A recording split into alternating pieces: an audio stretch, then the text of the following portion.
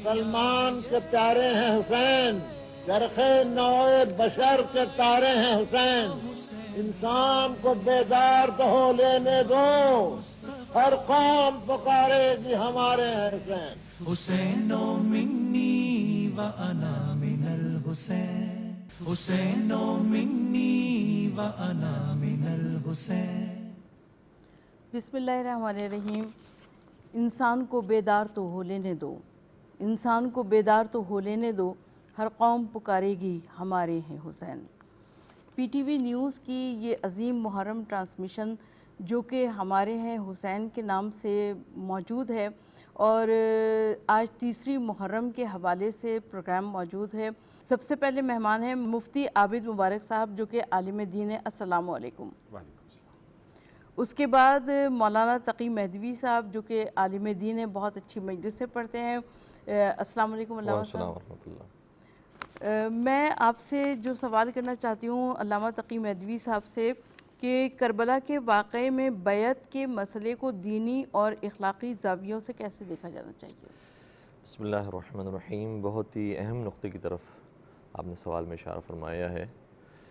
देखिए कि जो बैत का मामला है वो ये होता है कि इंसान अपने आप को सरेंडर कर देता है और झुका देता है उसके सामने कि जिसकी बैत की गई है, और चाहे ये लफ्ज़ तारीख़ बशरियत के अंदर इस्तेमाल हुआ हो या ना हुआ हो, लेकिन हमें इसका अतवार और इसके आदात और इसका अंदाज़ नज़र आता है।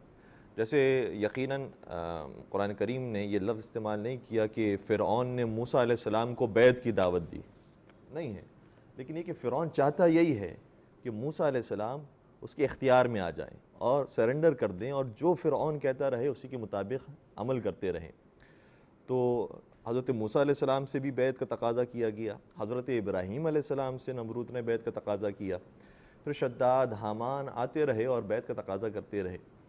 लेकिन अंबिया किराम की सुन्नत ये रही है कि चाहे कितना ही पावरफुल कोई आदमी हो और कितना ही इख्तिदार रखने वाला हो, उसके पास कितने ही वसाइल मौजूद हो, जहाँ वो दीन खुदा के मुकाबले में कोई और दीन खड़ा करने की कोशिश करेगा और कहेगा कि आप भी उसी दीन पर आ जाएं, तो जो दीन इलाही का नुमाइंदा है वो हो नहीं सकता कि उसके सामने बैत करे। इसलिए कुरान करीम ने दो तरह के रहनुमा और पेशवाओं का जिक्र किया है। एक वो रहनुमा और पेशवा हैं कि जो बातिल की तरफ इंसान को ले जाते हैं, और उसके लिए भी लफ्ज़ इमाम आया है कुरान करीम के अंदर, जैसे वजअलनाहुम अइम्मतन यदऊना इलन नार। कुछ ऐसे भी रहनुमा और ऐसे भी रहबर और ऐसे भी बादशाह हैं जो इंसान को जहन्नम की तरफ ले जाते हैं, उनके लिए भी इमाम का लफ्ज़ आया। और दूसरे मकाम पर भी कहा वजअलनाहुम अइम्मतन यहदूना बिअमरिना, और कुछ ऐसे इमाम और ऐसे रहनुमा हैं जो हमारे हुक्म से हिदायत करते हैं। तो दो तरह के रहबर मौजूद है और ये लड़ाई और ये जंग हमेशा से जारी रही है, और इस जंग का जो पीक और मेराज है वो हमें करबला के मैदान में नज़र आता है। अलबत्ता करबला भी ऐसा नहीं है जैसे चूँकि हम ये दिन जब मना रहे होते हैं तो लगता है कि शायद मुहर्रम है सिर्फ करबला का नाम और मुहर्रम है इस हुसैन और यजीद की जंग का नाम। नहीं, मिसाल के तौर पर जो रसूल खुदा हैं, रसूल खुदा ने अपने ज़माने के अंदर जो अबू जहल अबू लहब हैं उनसे मुकाबला किया, उसके बाद ये सिलसिला आगे बढ़ता है। फिर आपने पहले ये निशानी फरमाई थी कि मेरे चले जाने के बाद तुम्हें किस रास्ते को अपनाना है। इन्नी तारिकुम फ़ीकुम अस-सकलैन किताबुल्लाहि व इत्रती अहल बैती मा इन तमस्सक्तुम बिहिमा लन तदिल्लु बअदी अबदा, कि मैं तो जा रहा हूँ लेकिन तुम्हारे दरमियान एक ऐसी चीज़ छोड़ कर जा रहा हूँ कि जो तुम्हारी हिदायत करते रहेगी और तुम्हें गुमराही से बचा कर रखेगी। एक अल्लाह की किताब है और दूसरे मेरे अहल बैत हैं। इन दोनों से वाबस्ता रहोगे, यानी कुरान से भी और नातिक़ान कुरान और मुफस्सिरान कुरान और मुहाफ़िज़ान कुरान से भी। अगर इन दोनों से वाबस्ता रहोगे तो तुम राह हक़ पर रहोगे और हिदायत के रास्ते पर रहोगे, चूँकि ये दोनों कभी भी आपस में इख्तिलाफ़ नहीं कर सकते, इसलिए इन दोनों की बातों में कभी भी इख्तिलाफ़ नहीं आएगा। इसलिए हमें नज़र आता है कि कुरान करीम ने जहाँ जहाँ पर जिक्र किया है, मिसाल के तौर पर कुरान करीम ने बयान फरमाया कि कुल ला अस्अलुकुम अलैहि अजरन इल्लल मवद्दत फिल क़ुरबा, ए रसूल आप ये फरमाइए कि हम तुमसे कुछ नहीं मांगते हैं सिवाय ये कि क़ुरबा से मवद्दत इख्तियार की जाए। तो कुरान का अगर ये हुक्म है तो रसूल खुदा ने ये करके दिखाया है और कुरान जो क़ुरबा है उनसे मवद्दत का इजहार किया।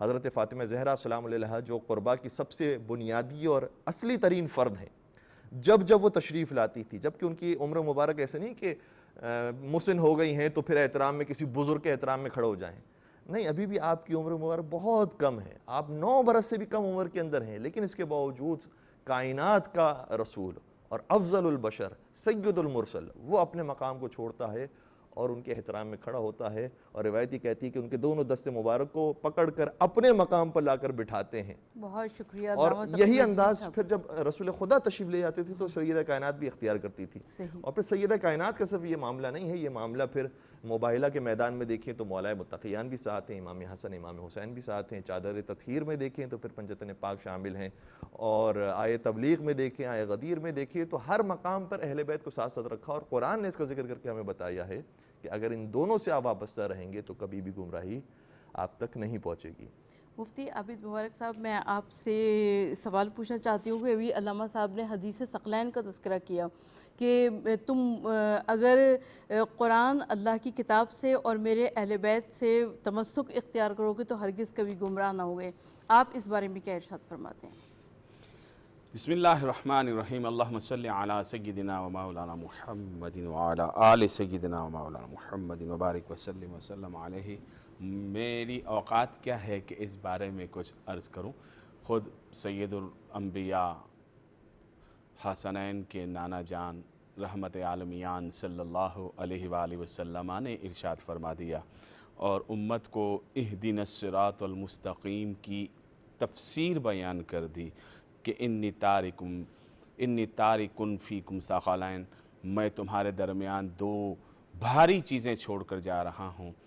تو اللہ کے نبی علیہ السلام نے جب ہمارا مرکز اور محور قرآن اور اہل بیت کو قرار دیا ہے تو کسی امتی کی کیا مجال ہے کہ کسی اور جانب جا سکے۔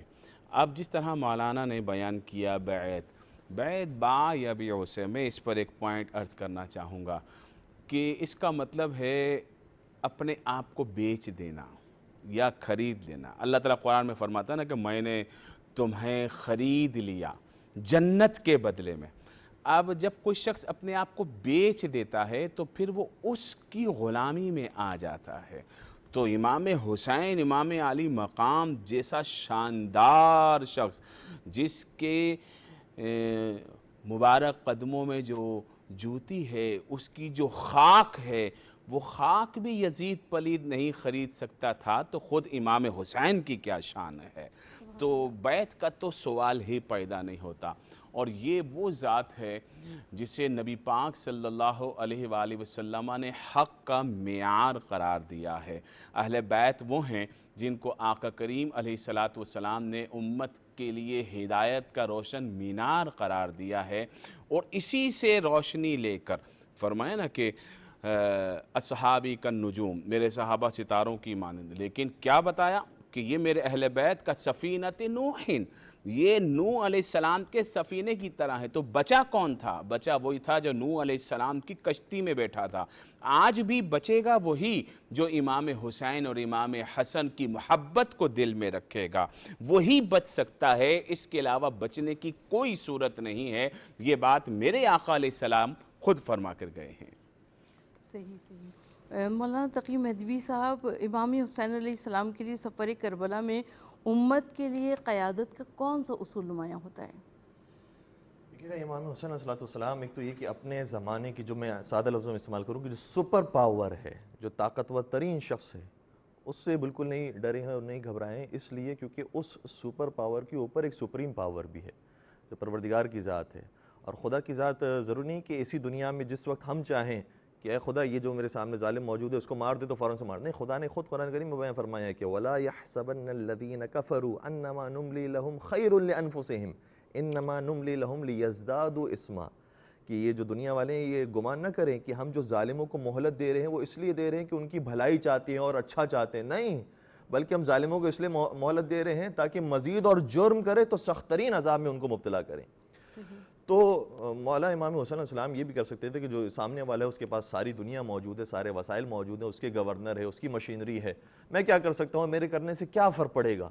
لیکن نہیں، امام حسین علیہ السلام جانتے تھے کہ مجھے اپنی ذمہ داری ادا کرنی ہے۔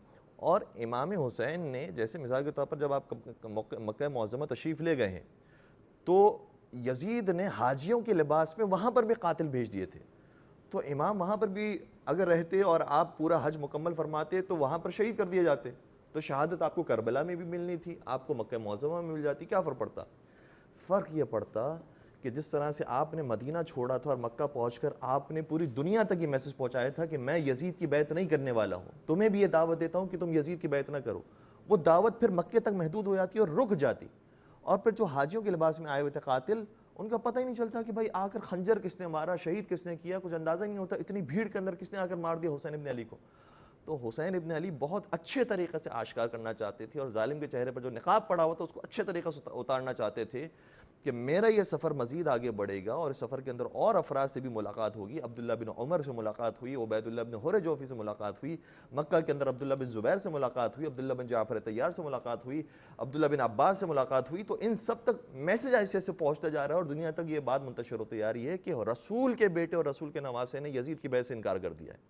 تو آپ کا مشن اور آپ کی آواز اور دور تک پہنچی, اور لوگ اویئر ہوئے, یہاں تک کہ آپ جب کربلا میں پہنچے ہیں اور پھر عمر سعد کو بھیجا گیا, تو وہاں پر بھی امام حسین علیہ السلام یہ بھی کر سکتے تھے کہ ٹھیک ہے ابھی مقابلہ کرتے ہیں اور جو ہے وہ خدا کو منظور ہوگا وہ ویسا ہوگا. نہیں, امام حسین علیہ السلام نے وہاں پر بھی اپنے جو مشن تھا اور ہدایت کا جو آپ کا سفر شروع ہوا تھا اس کو جاری رکھا. مثال کے طور پر آپ کربلا پہنچ کر کربلا کی سرزمین کو خریدتے ہیں, تو پہلے یہ درج دیتے ہیں کہ ہم وہ نہیں ہیں جو دوسروں کی ملک پر قبضہ کرنے والے ہوں, دوسرے کے باغ پر قبضہ کر لینے والے ہوں, دوسروں کی جائیداد پر قبضہ کرنے والے. ہم وہ لوگ نہیں ہیں. ہم وہ ہیں کہ جو جہاں پر جاتے ہیں وہاں پر پہلے اپنی ملکیت بناتے ہیں, خریدتے ہیں, یہ ہماری جاگیر ہوتی ہے. اب جو کوئی ہم پر حملہ کرے گا تو وہ ہمارے ملک میں داخل ہو کر ہمیں مار رہا ہے.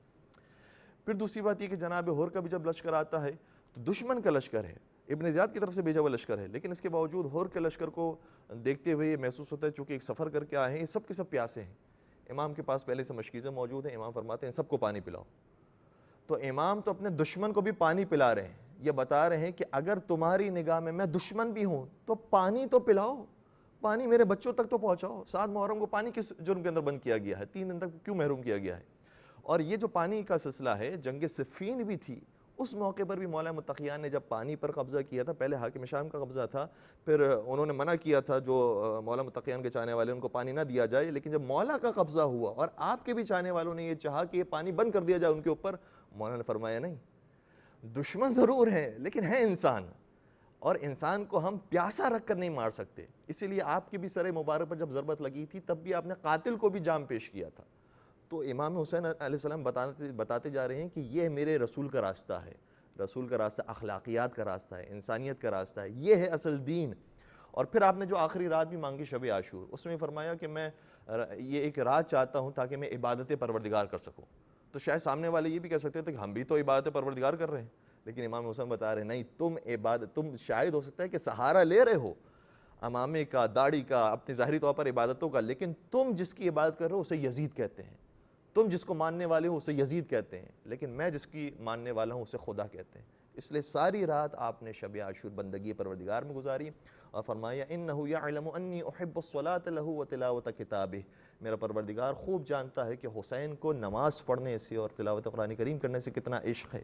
اور ساری رات آپ نے جب یہ عبادتوں میں گزر کر لی تو دنیا تو سمجھ رہی تھی کہ شاید حسین نے اپنے لیے مہلت مانگی تھی, لیکن جب صبح عاشور آیا تو ایک اور آپ کی سپاہی میں اضافہ ہوا جو اب تک تو لشکر یزید میں موجود تھا, لیکن جب اس نے پورا کردار دیکھا, وہی ہور کے جس نے راستہ روکا تھا اور جس کو پانی پلایا گیا تھا, جو ساتھ تھا, آپ کو کربلا تک لایا تھا, 7 محرم بھی آپ کے خلاف تھا, 9 محرم کی جنگ میں بھی آپ کے خلاف تھا, لیکن جب 10 محرم آئے تو اس سے رہا نہیں گیا. کہا حسین تو یہ پر ہیں خوبیوں سے اور نیکیوں سے اور شرافتوں سے اور پاکیزگیوں سے, میں کیسے ہو سکتا ہے کہ جہنم اور جنت کے درمیان جہنم کو لے لوں, سامنے نظر آ رہی ہے جنت, جنت کا شہزادہ سامنے نظر آ رہا ہے. اس لیے انہوں نے یزید کی افسری کو, افسر تھے وہ, افسری کو رد کیا اور حسین کی غلامی کو قبول کیا. کسی نے کیا خوب کہا تھا کہ فنا کی آخری حد پہ کھڑا ہوا تھا حر, بقا کی آخری حد تک حسین لے آئے. تو امام حسین علیہ السلام کی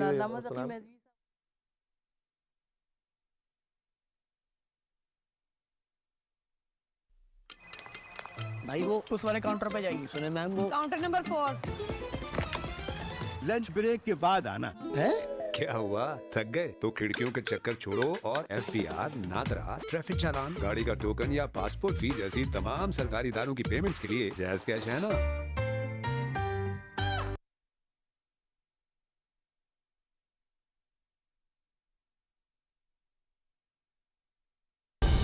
درست, ہر وقت, بار وقت. شہید کر वाला है ये, रसूल की दुआ है ये। सिर्फ मुसलमान के प्यारे हैं हुसैन, जरखे नौए बशर के तारे हैं हुसैन। इंसान को बेदार तो हो लेने दो, हर कौम पुकारेगी हमारे हैं हुसैन। हुसैनो मिन्नी व अना मिनल हुसैन, हुसैनो मिन्नी व अना मिनल हुसैन। हो जाएगा हुर नहीं बनता अगर तो हुरमला हो जाएगा। और इमाम हुसैन अलैहिस्सलाम की मुफ्ती आबिद मुबारक साहब से मैं सवाल पूछना चाहती हूँ कि इमाम हुसैन अलैहिस्सलाम की कुर्बानी ने दीन इस्लाम की रूह को कैसे महफूज किया? इमाम हुसैन रज़ियल्लाहु ताला अन्हु व अर्दा अन्ना और उनके मुक़द्दस घराने ने इस्लाम की हिफाजत और इस्लाम की उस शजर की आबियारी अपने खून से की और क़यामत तक तालीमात इस्लाम को महफूज कर लिया। क्योंकि हुसैन प्रैक्टिकल है उन कुरान की आयतों का जो अल्लाह के नबी अलैहिस्सलाम पर उतरी हैं। कुरान मजीद फ़ुरक़ान हमीद वाज़े अल्फाज में इरशाद फरमाता है कि इन्नल्लाह मअस साबिरीन, अल्लाह ताला सब्र करने वालों के साथ है। और सब्र इमाम हुसैन ने किया उन तमाम मज़ालिम पर जो यजीद पलीद ने इन पर किए। कुरान मजीद फ़ुरक़ान हमीद तो इरशाद फरमाता है इस्ताईनु बिस्सब्र वस्सलात, कि नमाज और सब्र दोनों से मदद तलाश करो। अब नमाज तो लश्कर यजीद में भी हो रही थी, नमाज लश्कर हुसैन में भी हो रही थी, लेकिन सब्र लश्कर यजीद में नहीं था, सब्र इमाम हुसैन के लश्कर में था, उनके घराने में था। बल्कि यजीदी तो बाज़ किताबों में ये आता है कि जब नमाज का वक्त होता तो इमाम हुसैन के पास आ जाते नमाज की अदायगी के लिए। इमाम हुसैन ने एक बार पूछा कि क्या तुम मुझे जानते हो? कहा हम जानते हैं, आप नवासे रसूल हैं, आप सैयदा ज़हरा का खून है। तो कहा फिर तुम मेरी तरफ क्यों नहीं हो? कहा तनख्वाह यजीद देता है। तो लोगों ने पहले ही माल के बदले में अपना ईमान बेच दिया था। ऐसे बेचने वालों के लिए दुनिया में भी खसारा है, आखिरत में भी खसारा है। इमाम हुसैन ने हिफाजत की, तालीमात इस्लाम की, तालीमात कुरान की, और जो खराफात, जो बिदात, जो रसूमात यजीद पलीद ने शुरू की थी उन सब को दफना दिया। यजीदियत करबला के मैदान में ख़त्म नहीं हुई, यजीदियत बतदरीज जारी है और आज तक यजीदियत है और क़यामत भी यजीदियत पर ही कायम होगी। साथ में हुसैनियत का आलम भी बुलंद है। आखिर वक्त तक इमाम हुसैन के मानने वाले उस अलम को उठा के रखेंगे। उन तालीमात जिनकी हिफाजत मौला हुसैन ने की है उन पर आज भी हुसैनी अमल पैरा हैं। और जो बिदात व खराफात रसूमात यजीद ने शुरू किए थे, आज भी कुछ लोग इस्लाम का नाम लेकर उन खराफात और उन रसूमात और उन नाजायज़ और गैर शरई मामलात में मुलविस हैं। इमाम हुसैन कर्रमल्लाहु ताला वजहुल करीम रज़ियल्लाहु ताला अन सैयदा ज़हरा पाक के शहज़ादे मौला अली के शहज़ादे ने इस्लाम को अपना खून देकर बचाया और उन तालीमात को दोबारा से ज़िंदा किया जो तख्ते यजीद की तरफ से बार बार पामाल की जा रही थी। उन सब रसूमात को करबला के मैदान में दफना कर हक़ और बातिल का रोशन चेहरा वाज़े कर दिया कि ये बातिल है, इसको समझ जाना, और ये यजीदियत का रास्ता है और ये हुसैन का रास्ता है, ये तालीमात इस्लाम है, ये तालीमात कुरान है जिनकी हिफाजत की वजह से मैं अपनी जान दे रहा हूँ, मेरे अहले बैत अपने आप को कटवा रहे हैं। तुम इस अलम को कभी नहीं छोड़ना। वरना ताकतें, तो ताकत की बात आई तो इमाम हुसैन, हम तो करामात के कायल हैं, हम तो मौजज़ात के कायल हैं, हम तो रूहानी ताकतों के कायल हैं। इमाम हुसैन अगर चाहते तो अगर उनकी दुआ कबूल नहीं होगी तो क़यामत तक किसकी दुआ कबूल होगी? उसी वक्त لشکر یزید کے لیے بددعا کر دیتے، یا اللہ ان سب کو ہلاک کر دے، اسی وقت ہلاک ہو جاتے، یا اللہ ان کو تباہ کر دے، اسی وقت تباہ ہو جاتے. لیکن نہیں، امام حسین نے صبر کیا، اور امام حسین نے اس چیز کو مزید واضح کر دیا کہ یہ جو چیز لانا چاہتا ہے، میں جس چیز کے خلاف کھڑا ہوا ہوں، قیامت تک آنے والا بچہ اسے سمجھ لے کہ حسینیت کیا ہے اور یزیدیت کیا ہے.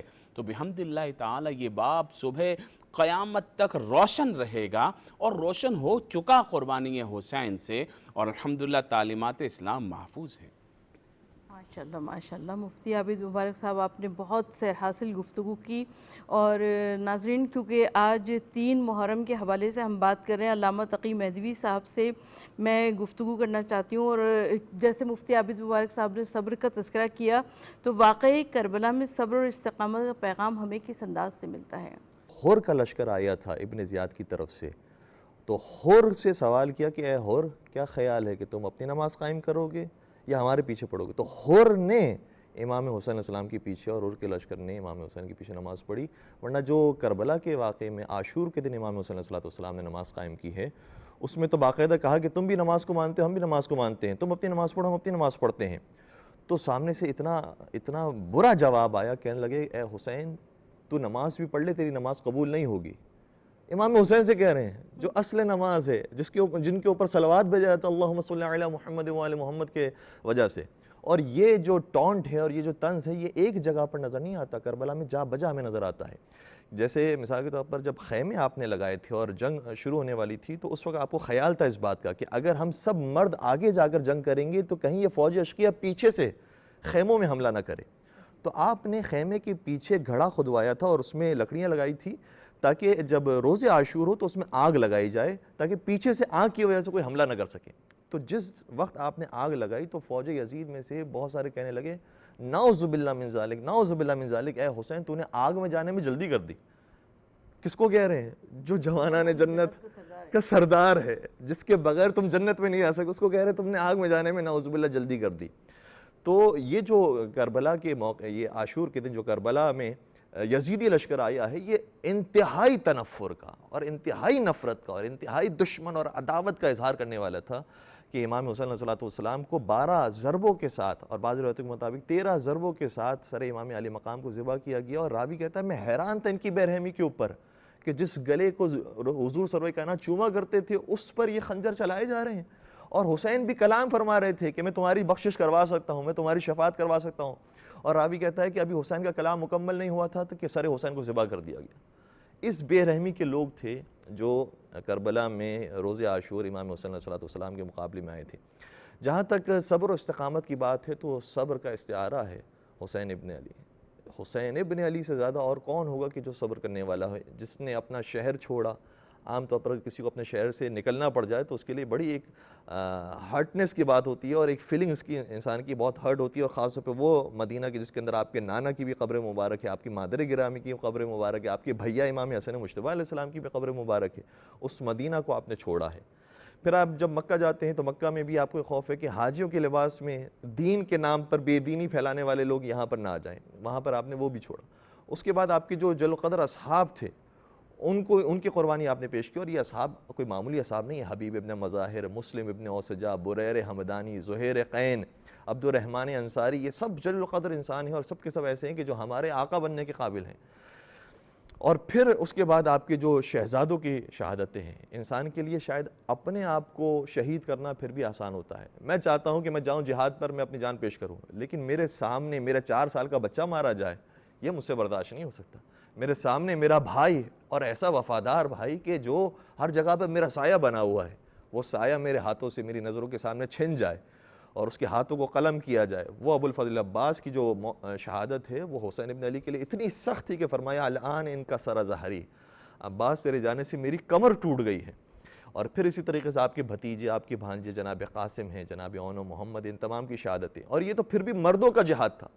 پھر جب بات سکینہ پر آئی ہے، بات شہزادی زینب کبریٰ پر آئی ہے، اور بات ان کے حجاب پر آئی ہے، تو پھر حسین ابن علی کے لیے قربانی دینا آسان نہیں تھا. لیکن یہ ساری چیزیں وہ تھی کہ جو آپ کے نانا رسول خدا نے آپ کو خواب میں فرمائی تھی کہ شاء اللہ ان یراک قتیلا، خدا یہ چاہتا ہے کہ اے حسین تجھے شہید دیکھے تاکہ اس کا دین بچے. وشاء اللہ ان یراک، اور خدا یہ چاہتا ہے کہ تم اسیرہ، کہ تمہاری بہنوں کو اسیر دیکھے تاکہ اس کا دین بچے. اور دین کے اندر ہمیں اس دین کو بچانے کے اندر دو ہی ہستیوں کا کردار نظر آتا ہے. مدینہ سے کربلا حسین ابن علی نے دین کو بچایا ہے، اور کربلا سے پھر یہ پورا سفر ہوتے ہوئے دوبارہ جب مدینہ پہنچا ہے تو شہزادی زینب بنت علی نے اس دین کو بچایا ہے. تو دین کے یہ دو رکن تھے کہ جس کو خدا جانتا تھا اور چاہتا تھا کہ ان دو ہستیوں کے ذریعے میرا صحیح دین پہنچے. اور میں یہاں پر درخواست کروں گا ناظرین سے کہ کربلا کے میدان میں اس لیے ہمارے لیے درس بہت زیادہ امپورٹنٹ ہے کہ کیونکہ کربلا میں نواسۂ رسول کو یہودیوں نے آ کر نہیں مارا ہے، عیسائیوں نے آ کر نہیں مارا ہے، مجوسیوں نے آ کر نہیں مارا ہے، بے دینوں نے، کافروں نے آ کر نہیں مارا ہے، ان مسلمانوں نے آ کر مارا ہے جو اپنے آپ کو بھی مسلمان کہتے تھے لیکن نواسۂ رسول کے قاتل بھی تھے. اس کا مطلب یہ ہوا کہ دو ورژنز ہمیں اسلام کے نظر آتے ہیں، ایک یزیدی ورژن ہے، ایک حسینی ورژن ہے. آپ کو کون سا ورژن اختیار کرنا ہے اور آپ کو کس ورژن کے اوپر چلنا ہے؟ اگر کوئی حسین ابن علی کے مشن پر آنے والا ہے تو سختیاں ضرور ہے، لیکن اس کے بعد جنت کے شہزادوں کی جنت انشاءاللہ نصیب ہونے والی ہے. میں علامہ تقی مہدوی صاحب سے کی گفتگو سے استفادہ کرتے ہوئے میں مفتی عابد مبارک صاحب کی سے متوجہ ہوتی ہوں اور آپ سے یہ سوال پوچھنا چاہتی ہوں کہ کربلا ہمیں یہ کیسے سمجھاتی ہے کہ تعداد نہیں، اصولی موقف اصل طاقت ہوتا ہے؟ تعداد معنی نہیں رکھتی، اصول معنی رکھتے ہیں. یہ بات تو آپ نبی پاک صلی اللہ علیہ وآلہ وسلم کی زندگی سے پہلے ڈے ون سے شروع ہوتا ہے کام. تو میرے آقا کریم علیہ السلام نے جو نعرہ حق بلند کیا تو وہ اکیلے تھے، تنہا تھے، اور پھر ایسی ایسی طاقتیں سامنے آئیں کہ جن کے پاس وہ سارا نظام تھا، لیکن حضور علیہ السلام نہیں جھکے. اور یہاں تک فرمایا کہ میرے ایک ہاتھ میں چاند اور دوسرے میں سورج لا کے رکھ دو تو پھر بھی نہیں مانوں گا. اور پھر بھی یزید یعنی کہ ابو جہل جو اس دور کا یزید تھا، اس کی یا ابو لہب، ان کی کسی بات کو قبول نہیں کروں گا، تبلیغ دین کی راہ میں کسی رکاوٹ کو برداشت نہیں کروں گا. اسی رکاوٹ کو توڑتے ہوئے امام حسین نے تعداد کے بجائے حق کو اختیار کرنا گوارا کیا اور وہ حق کے لیے کھڑے ہوئے. اور ایک محتاط اندازے کے مطابق وہ 72 جو کربلا میں جام شہادت نوش کر گئے، اس وقت تو مسلمانوں کی تعداد جو ہے وہ کروڑوں میں آ گئی تھی، کیونکہ جو ہے بہت سارے ممالک فتح ہو چکے تھے.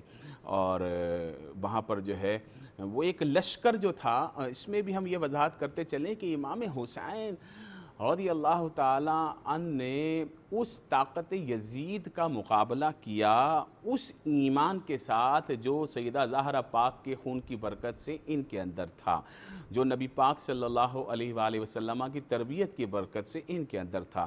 یہ جن کو فرمایا گیا تھا کہ سیدہ شباب اہل جنہ، یہ وہ چیزیں جو ان کو انعام کے لیے عطا فرمائی تھی، وہ جو اللہ کا قرب ان کے پاس تھا، اس کے لیے یہ آئے ضرور، لیکن جنگ کرنے کے لیے نہیں آئے تھے. اگر جنگ کرنے کے لیے آتے تو یقیناً اس وقت جو مسلمان تھے وہ ضرور لشکر حسین میں شامل ہوتے. لیکن یہاں پر ایک الگ ہی منظر تھا. وہ منظر یہ تھا کہ طاقت یزید کے پاس تھی، تخت یزید کے پاس تھا.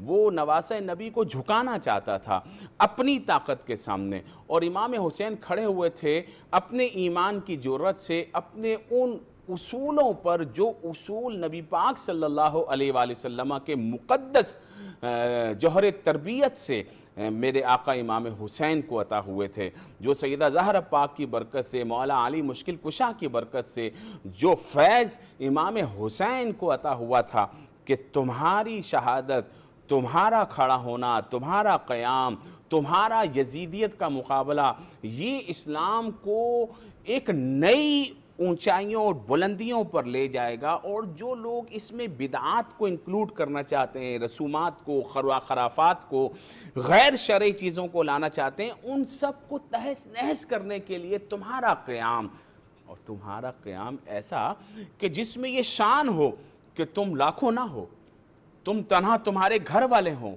اور تم اتنے بڑے تخت کو تہس نہس کر کے ملیا میٹ کر دو. وہ کیا امام حسین نے. تو یہ وہ اصول تھے جس کے اوپر امام حسین کھڑے ہوئے، اور اتنی طاقتوں کے باوجود یزید غالب بن گیا. اتنی طاقتوں کے باوجود یزید تباہ و برباد ہو گیا. وہ تو سمجھتا تھا کہ ابھی تو میری عمر 30 سال کے قریب ہے, میں تو 100 سال جیوں گا, 70 سال جو ہے میں عمارت کروں گا, 70 سال میں تخت نشین رہوں گا. لیکن وہ تھوڑے ہی دنوں کے بعد اس مرض میں مبتلا ہو گیا پیٹ کے, کہ یہ پیٹ کے مرض نے اس کا پیٹ ہی پھاڑ دیا, اور اتنی بدبو آتی تھی کہ کوئی معالج بھی اس کے قریب نہیں جاتا تھا. تو اتنی بدترین موت کا شکار ہوا. امام حسین تو پاکیزہ شہادت لے گئے. امام حسین تو اپنے آپ کو قربان کر کے اس مظلومیت کے ساتھ, لیکن وہ تو عرش کی بلندیوں پر پہنچ گئے, اور یزید تحت الثری سے نیچے چلا گیا. یہ ان طاقتوں کی بیس پر یزید اچھل رہا تھا جو اس کے ساتھ تھی, کہ میرے پاس تخت ہے, میرے پاس فوج ہے, میرے پاس حکومت ہے. اصل حکومت تو امام حسین کے پاس تھی, لیکن انہوں نے اس حکومت کا استعمال نہیں کیا. ورنہ تو اشارہ بھی کرتے, تو اشارہ ان کے غلاموں کی شان یہ ہے, تو خود ان کی شان کیسے ہوگی کہ پورا پلٹ کے رکھ دیتے یزیدی لشکر کو. لیکن نہیں, انہوں نے ان طاقتوں کا استعمال نہیں کیا, انہوں نے صبر و استقلال کو اختیار کیا اور اپنے آپ کو اللہ کے سپرد کر دیا, جس کا نتیجہ یہ ہے کہ جس طرح انہوں نے کہا کہ 2 ورژن سامنے آئے, اور واقعی 2 ورژن سامنے آئے, اور اس میں سے ایک ورژن وہ ہے کہ جو ٹوٹلی اسلام کی تعلیمات کو مسخ کرتا ہے, اپنی تعبیرات, اپنی تشریحات لے کر آتا ہے. اور پہلا ورژن جو حقیقی ورژن ہے وہ ہے جو رسول خدا صلی اللہ علیہ وآلہ وسلم سے ہمیں ملا, اور رسول خدا صلی اللہ علیہ وآلہ وسلم سے امام حسین کو ملا, اور امام حسین سے امت مسلمہ کو ملا. اس پر امت مسلمہ الحمدللہ گامزن ہے. ماشاءاللہ ماشاءاللہ. مفتی عابد مبارک صاحب نے بہت سیر حاصل گفتگو کی. میں علامہ تقی مہدوی صاحب سے سوال کرنا چاہتی ہوں کہ بجھایا ایک دیا شہنے 72 ہو گئے روشن, اندھیرا خود پریشاں ہے, بجھا کیا تھا جلا کیا ہے. تو وہ شب عاشور جو امام حسین علیہ السلام نے چراغ خیمہ کو گل کیا تھا, ذرا اس کا منظر ارشاد فرما دیجیے. دیکھیے, پہلے تو سفر کربلا کے اندر بہت سے افراد وہ تھے کہ جو آپ کے ساتھ شامل ہوتے رہے اور آتے رہے, لیکن جب حضرت مصعب بن عقیل کی شہادت کی خبر ملی, اس کے باوجود بھی آپ نے اپنا سفر جاری و ساری رکھا, تو لوگوں کو یقین ہو گیا کہ اب آپ کا جو سفر ہے وہ بظاہر جنگ میں کامیابی اور مال غنیمت کے لیے نہیں ہے.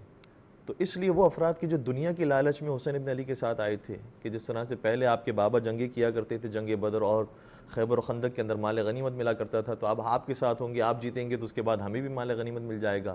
لیکن دیکھ لیا کہ یہ شہادتوں کی جنگ ہے, یہ قربانیوں کی جنگ ہے, اس لیے وہ افراد کے جو مال غنیمت کے لیے آئے تھے وہ آپ کا ساتھ چھوڑ کے چلے گئے. تو وہ افراد پہلے ہی چھٹنا شروع ہو گئے, اور خالص افراد آہستہ آہستہ باقی رہنا شروع ہو گئے. پھر آپ جب 2 محرم کو کربلا میں تشریف آور ہوتے ہیں, تو اس کے بعد 3 محرم کو عمر ابن سعد کا لشکر آتا ہے 4000 افراد کے ساتھ آپ کے مقابلے میں. پھر 5 محرم کی تاریخ آتی ہے تو شبس ابن ربی کا 4000 افراد کے ساتھ لشکر آتا ہے. پھر 9 محرم کی تاریخ آتی ہے تو شمر ملون کا 4000 افراد کے ساتھ دستہ آتا ہے. تو اس کے بعد آہستہ آہستہ سبھی کو اندازہ ہو گیا کہ یہ شہادت ہی کی طرف ہم آگے بڑھ رہے ہیں اور کوئی دوسرا راستہ نہیں. تو شب عاشور آپ نے جو اپنے اصحاب کو جمع کیا ہوا تھا, اور رات کی تاریکی میں شمع موجود تھی, تو آپ نے اپنے اصحاب سے کہا کہ دیکھو اب کل کا دن جو ہے وہ شہادتوں کا دن ہے, قربانیوں کا دن ہے. تو تم میں سے کوئی بھی ایسا ہے کہ جو اپنی جان بچانا چاہتا ہے اور اپنی جان کے لیے یہاں سے جانا چاہتا ہے, تو ابھی ہم ہمارے راستے کو چھوڑ کے چلا جائے. ہم اس کے اوپر سے بیعت اٹھاتے ہیں. ہم نہیں کہتے کہ اس کی ذمہ داری ہے اور اس کے لیے ضروری قرار دیا ہے کہ وہ ہمارے ساتھ آئے اور ہمارے ساتھ شہادت پیش کرے, کیونکہ یہ جو سامنے لشکر ہے یہ تمہارے خون کا پیاسا نہیں ہے, یہ اصل میں میرے خون کا پیاسا ہے. اس لیے اگر یہ مجھے بھی شہید کر دیں گے تو ان کو تسلی ہو جائے گی, پھر تم ہو یا نہ ہو فرق نہیں پڑتا. لیکن جب وہاں سے جو جوابات آئے اور کہا کہ نہیں مولا ہم آپ کا ساتھ نہیں چھوڑیں گے, تو امام نے اس چراغ کو گل کیا. کسی نے کیا خوب کہا کہ شب عاشور مشعل بجا تو دی لیکن چراغ ذہن کی لو تیز کر گئے شبیر. تو جب چراغ آپ نے بجھایا ہے, پھر کہا کہ اب اندھیرے کے سائے میں جو بھی جانا چاہتا ہے چلا جائے, کسی کو شکل بھی نہیں پتہ چلے گی کہ کون گیا کون نہیں گیا, تم اس طرح سے اپنا چہرہ بھی بچا لو گے اور اپنی عزت بچا لو گے. پھر بھی کوئی نہیں گیا. تو امام نے فرمایا کہ پھر ایک کام کرو, اگر تم میں سے کوئی یہ سمجھ رہا ہے کہ اس کو شرمندگی ہوگی, کوئی بعد میں جا کر دیکھ لے گا, تو میرے اہل بیت میں سے, میرے بچوں میں سے کسی کا ہاتھ پکڑو اور میرے بچوں کو ساتھ لے کر جاؤ, تاکہ تم یہ کہہ سکو کہ حسین کا بیٹا بھی تو میرے ساتھ ہے, حسین کے گھر والے بھی تو میرے ساتھ ہیں, وہ بھی تو آ گئے میرے ساتھ. پھر بھی کوئی جانے کے لیے تیار نہیں ہوا. اور جب شمع دوبارہ سے جلائی گئی ہے تو پھر جوابات آئے. صحابہ نے, جو اصحاب امام حسین موجود تھے, انہوں نے کہا کہ اے مولا آپ ایک جان کی بات کرتے ہیں, خدا اگر ہمیں 70 مرتبہ بھی زندہ کرے اور 70 مرتبہ موقع دے تو 70 مرتبہ یہ جانیں آپ کے قدموں پر نچھاور کریں گے. اور جناب زہیرقین نے کہا کہ تو نے 70 کی بات کی ہے, میں تو 1000 کی بات کرتا ہوں, اور لا تعداد جانے اگر خدا ہمیں عطا کرے اور لا تعداد مرتبہ یہ وقت آئے کہ حسین ابن علی تنہا رہ جائیں تو ہم حسین کا ساتھ دیں گے چاہے ہماری جان چلے جائے. اور بعض ارباب منبری کہتے ہیں کہ حبیب ابن مظاہر نے شاید مختلف انداز اختیار کیا, کیونکہ حبیب ابن مظاہر کی دوستی تھی امام حسین صلی اللہ علیہ وسلم سے بچپن ہی کے اندر. تو کہا کہ اے حسین مجھے تو اس بات کا خوف ہے کہ اگر میں نے تجھے چھوڑ دیا اور کل قیامت کا دن آیا تو تیری ماں فاطمہ زہرا نے اگر مجھ سے سوال کیا ہاں حبیب تو نے بھی اپنے دوست کا ساتھ چھوڑ دیا, تو میں کیا جواب دوں گا آپ کی والدہ کو, اس لیے میں تو آپ کا ساتھ نہیں چھوڑ سکتا. تو ہر صحابی نے بڑھ کر یہی ایک بات کی کہ ہم آپ کا ساتھ کسی بھی صورت میں نہیں چھوڑیں گے اور اس بات پر قائم بھی رہے. یہ واحد شاید تاریخ اسلام کی نہیں تاریخ بشریت کی جنگ ایسی ہے کہ جس میں لشکر کا کوئی ایک سپاہی بھی فرار نہیں اختیار کرتا ہے, سب کے سب ڈٹے ہوئے ہیں, سب کے سب استقامت کے ساتھ ہیں. اور پھر امام حسین کے لشکر کی شان یہ ہے کہ آپ کا 72 کا لشکر ہونے کے باوجود بھی آپ نے پورے پروٹوکول کے ساتھ اس کو پیش کیا. ایسے نہیں کہ 72 ہیں ہمارے تو ایک ساتھ ہی مقابلہ کرتے ہیں, ایک ساتھ ہی شہید, صرف شہادت مقصد نہیں ہے, پوری آپ نے پالیسی اپنی سمجھائی ہے. اس لیے دائیں طرف کا ایک لشکر آپ نے معین کیا, چند افراد کا تھا لیکن اس کی بھی سربراہی عطا کی جناب زہیرقین کو. ایک بائیں طرف کا لشکر تھا, اس کی سربراہی دی حبیب ابن مظاہر کو, اور پورے لشکر کی سربراہی دی حضرت ابو الفضل عباس کو. اور کہا کہ ایک ایک کر کے تن بتن جا کر جنگ کرنا. لیکن جب تن بتن جا کر جنگ ہوئی اور عمر سعد نے دیکھا کہ جس کو وہ بیچتا ہے وہ واصل جہنم ہوتا ہے, تو عمر سعد نے کہا کہ تم یہ کیا سمجھتے ہو کہ تم ایک ایک کر کے مقابلہ کرو گے اور جیت جاؤ گے؟ اگر تم ایک ایک کر کے آتے رہے تو یہ تمہیں آخر تک ایسے واصل جہنم کریں گے کہ یہ باقی رہیں گے, تم مر جاؤ گے. اس لیے سب مل کر حملہ کرو. فَحْمِلُوهُ عَلَيْهِ مِنْ كُلِّ جانب, ہر جانب سے, ہر طرف سے حملہ کرو. اور جب کم از کم 30,000 افراد ہیں تو کتنوں کے ہاتھوں میں تیر ہے, کتنوں کے ہاتھوں میں تبر ہے, کتنوں کے ہاتھوں میں نیزے ہیں اور کتنوں کے ہاتھوں میں تلوار ہیں. تو جب یہ تیروں کی برسات ہوئی ہے تو پہلے ہی حملے کے اندر بہت سارے تیر ایسے تھے کہ جو شہدائے کربلا کے جسم مطہر پر پیوست ہوئے, اور کوئی بہت سارے افراد وہ تھے کہ جن کو شہادت نصیب ہوئی. اور اس کے بعد پھر آہستہ آہستہ جو دیگر افراد تھے انہوں نے آ کر مقابلہ کیا, انہوں نے آ کر بتایا کہ ہم کون ہیں, ہمیں پہچانو. امام حسین علیہ السلام نے اس موقع پر جو ایک کام کیا وہ بڑا امپورٹنٹ کام ہے. وہ یہ ہے کہ سامنے والا لشکر میں سے کوئی فرد اس ڈاؤٹ کے اندر نہ رہے کہ جس کو وہ مار رہا ہے وہ کوئی پتہ نہیں, نہ جانا انسان ہے, ہمیں نہیں پتا تھا کون ہے, ہم سمجھ رہے تھے کہ باغی ہے, خارجی, اس لیے ہم آ کر مقابلہ کرنے کے لیے آ گئے. نہیں, امام حسین نے بار بار خطبے دیے ہیں اور روز عاشور کم از کم 3 خطبے دے کر بیان فرمایا ہے اچھی طرح مجھے پہچان لو.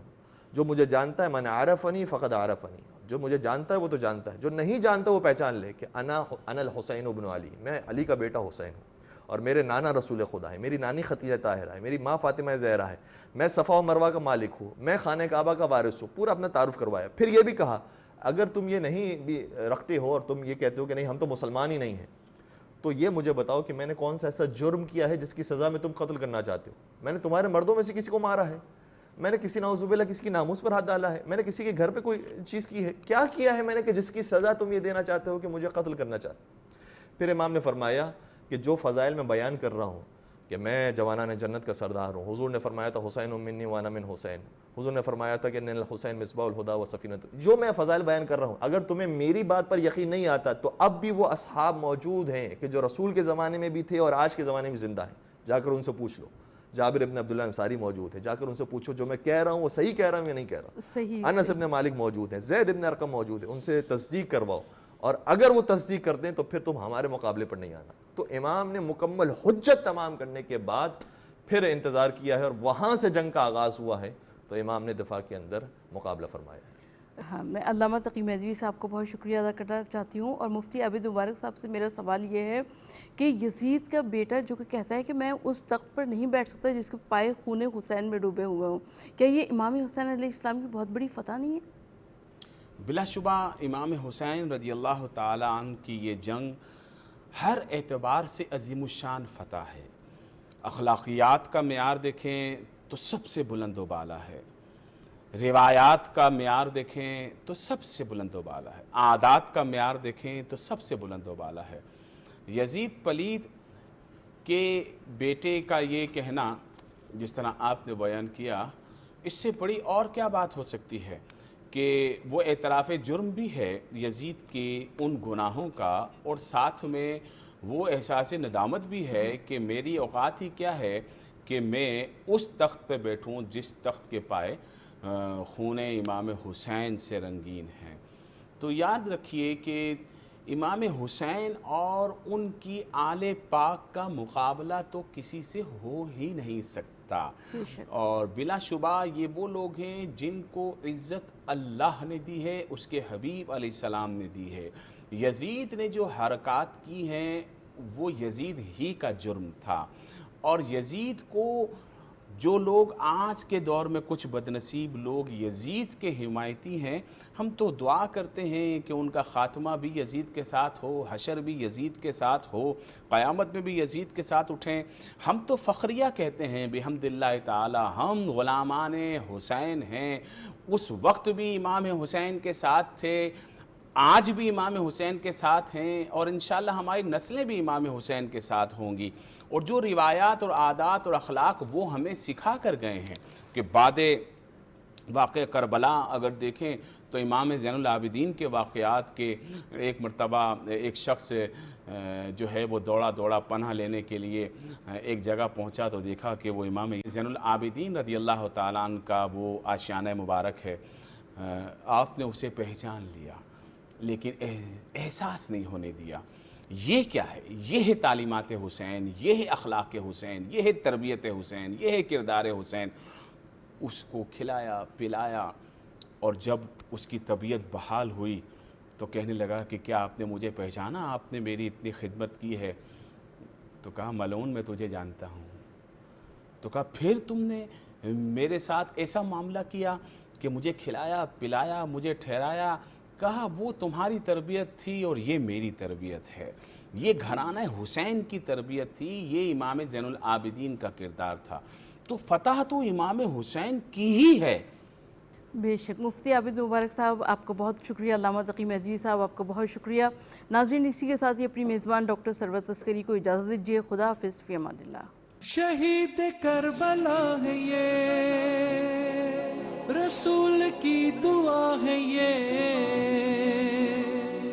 صرف مسلمان کے پیارے ہیں حسین، چرخ نوع بشر کے تارے ہیں حسین، انسان کو بیدار تو ہو لینے دو، ہر قوم پکارے گی ہمارے ہیں حسین۔ حسین منی و انا من الحسین۔